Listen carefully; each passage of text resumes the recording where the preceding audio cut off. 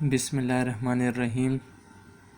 آج ہمارا جو ٹاپک ہے لیکچر کا وہ ہے پاکستان کی سیاسی تاریخ، یعنی پاکستان پولیٹیکل ہسٹری۔ ویسے تو پاکستان کی جو تاریخ ہے وہ کافی جو ہے نا بہت زیادہ ہے۔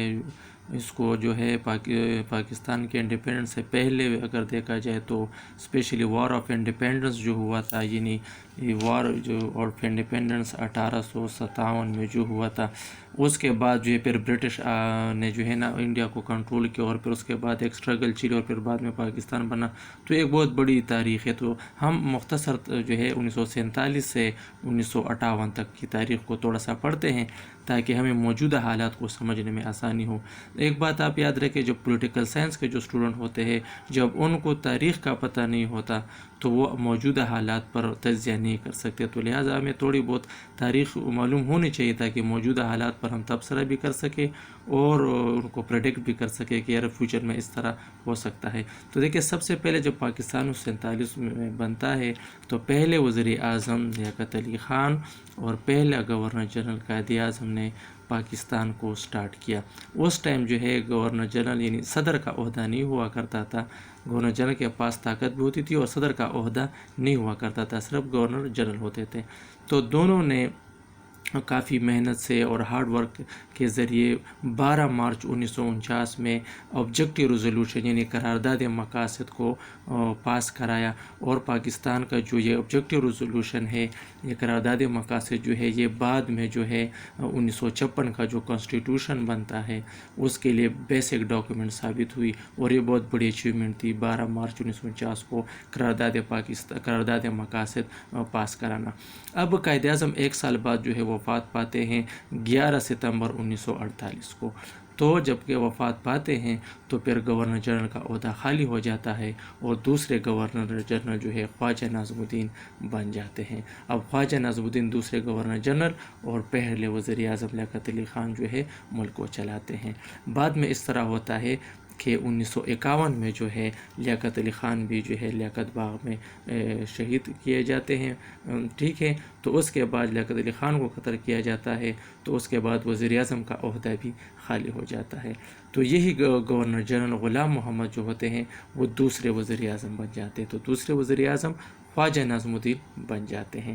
تو سوال یہ آتا ہے اکثر کمپٹیٹیو ایگزام میں بھی کہ پاکستان کے دوسرے گورنر جنرل اور دوسرے وزیر اعظم کا نام کیا ہے؟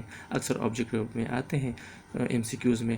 تو دوسرے گورنر جنرل اور دوسرے وزیر اعظم ہمارے جو تھے وہ خواجہ ناظم الدین ہے، ٹھیک ہے۔ اب خواجہ ناظم الدین بن گئے تو پھر تیسرے گورنر جنرل کا عہدہ جو تھا وہ غلام محمد کو دیا گیا۔ غلام محمد پھر تیسرے گورنر جنرل بن جاتے ہیں، ٹھیک ہے۔ اب غلام محمد اور خواجہ ناظم الدین ملک کو چلاتے ہیں، ٹھیک ہے۔ تاریخ یہ لکھتی ہے پاکستان کی، اگر غلام محمد پاکستان کی گورنر جنرل نہ بنتے تو پاکستان کا آج جو حال ہے یہ نہ ہوتا، بلکہ پاکستان بہت اچھے پوزیشن میں ہوتا، کیونکہ انہیں 2 دفعہ جو ہے نا اسمبلیوں کو بھی توڑا ہے اپنے ذاتی مقاصد کے لیے۔ پھر اس طرح ہوتا ہے کہ غلام محمد جو ہے تیسرے وزیر اعظم محمد علی بوگرا کو جو ہے وزیر اعظم بناتے ہیں، اور اس دور میں جو ہے بوگرا فارمولہ بھی پیش کیا جاتا ہے جو سب کو ایکسیپٹیبل ہوتا ہے، ایسٹ اور ویسٹ دونوں کو ایکسیپٹیبل ہوتا ہے۔ وزیر اعظم محمد علی بوگرا جو ہے وہ بوگرا فارمولہ بھی تیار کرتے ہیں اور جو سب کو قابل قبول ہوتا ہے۔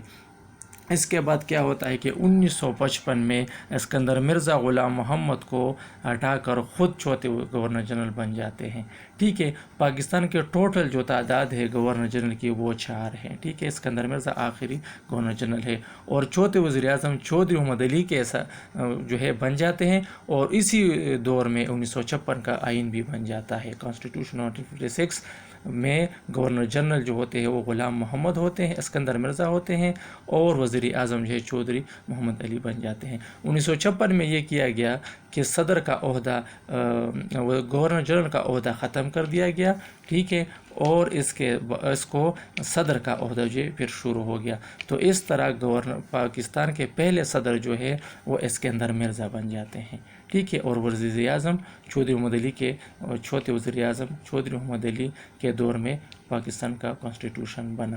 اب سوال یہ آتا ہے اکثر کہ پاکستان کے پہلے صدر کون تھے، تو پہلے صدر ہمارے کون تھے؟ اسکندر مرزا تھے۔ اور اکثر سوال آتا ہے کہ پاکستان کے آخری گورنر جنرل کون تھے، تو آخری گورنر جنرل بھی اسکندر مرزا تھے، کیونکہ 1956 میں جب آئین بنتا ہے تو گورنر جنرل کا عہدہ ختم کر دیا جاتا ہے اور صدر کا عہدہ شروع ہو جاتا ہے، تو وہ پھر پہلے صدر بن جاتے ہیں۔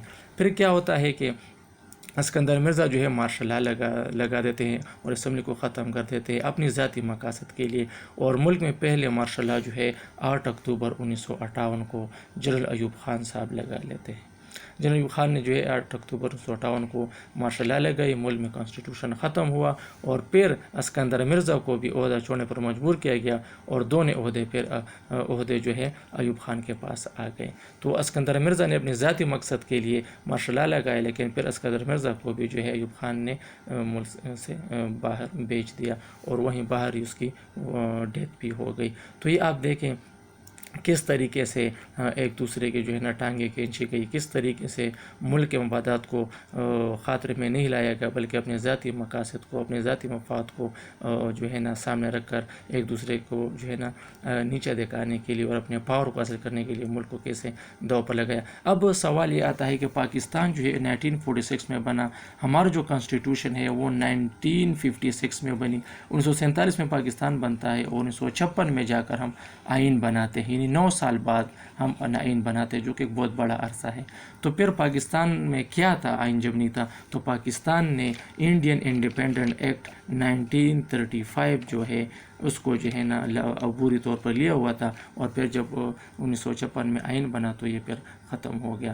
تو اب یہ جو ہے پھر اس کے بعد کانسٹیٹیوشن کی جو ہسٹری ہے، کانسٹیٹیوشن میکنگ پروسیس، پھر 62 میں دوسری آئین بنتی ہے، پھر 1973 میں جو ہے فائنلی جو ہے ذوالفقار علی بھٹو کے دور میں جو ہے پھر فائنلی پاکستان کا کانسٹیٹیوشن بن جاتا ہے۔ انشاءاللہ اس پر ایک اور پھر ویڈیو بنائیں گے کانسٹیٹیوشن پروسیس پر، لیکن آپ یہ یاد رکھیں، یہ آپ تھوڑی سی ہسٹری آپ دیکھ لیں کہ کس طرح گورنر جنرل اور وزیر اعظم ایک دوسرے کو جو ہے نا عہدوں سے ہٹاتے تھے اور اسمبلیاں ختم کرتے تھے اپنے ذاتی مفاد کے لیے۔